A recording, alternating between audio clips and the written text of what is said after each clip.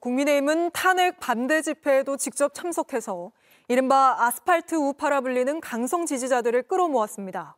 하지만 최근 여론조사 흐름을 보면 보수층 결집을 통한 지지율 상승은 한계에 다다랐고 오히려 중도층 확장에 걸림돌이 되고 있다는 분석이 나옵니다. 유정화 기자입니다.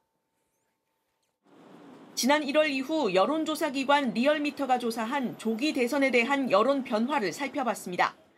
1월 둘째 주 정권 교체가 필요하다는 응답은 52.9%로 정권 연장이 필요하다는 응답보다 10%포인트 이상 높았는데 일주일 뒤 정권 연장이 필요하다는 응답이 7.4%포인트 늘면서 오차범위 내에서 순위가 뒤바뀌었습니다. 윤 대통령 체포영장 집행 전후로 탄핵에 반대하는 보수층이 결집하며 정권 연장 여론이 높아졌던 겁니다.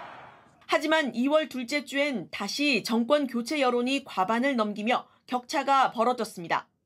헌법재판소의 결정이 임박하며 보수층 결집 효과가 한계에 도달했다는 평가가 나옵니다. 국민의힘은 2월 들어선 헌법재판소를 흔드는 데 집중해왔는데 이 역시도 효과를 다한 것으로 분석됩니다. 지금 헌법재판소에 재판관이 재판을 해야 되는데 심판인지 선수인지 도대체 알 수가 없습니다. 우리 모두 단결된 힘으로 악의 창살에 갇혀있는 윤석열 대통령을 구출해냅시다, 여러분!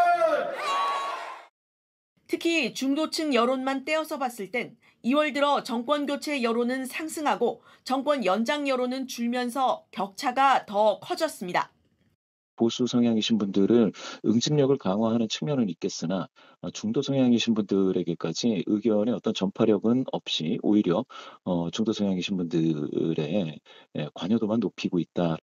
전날 발표한 JTBC 여론조사에도 정권 교체 여론과 정권 유지 여론이 각각 53%와 36%였는데 중도층에선 격차가 더 벌어졌습니다.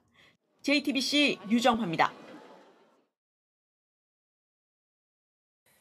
JTBC 뉴스를 시청해주셔서 고맙습니다. 저희는 저녁 6시 30분 뉴스룸에서 뵙겠습니다.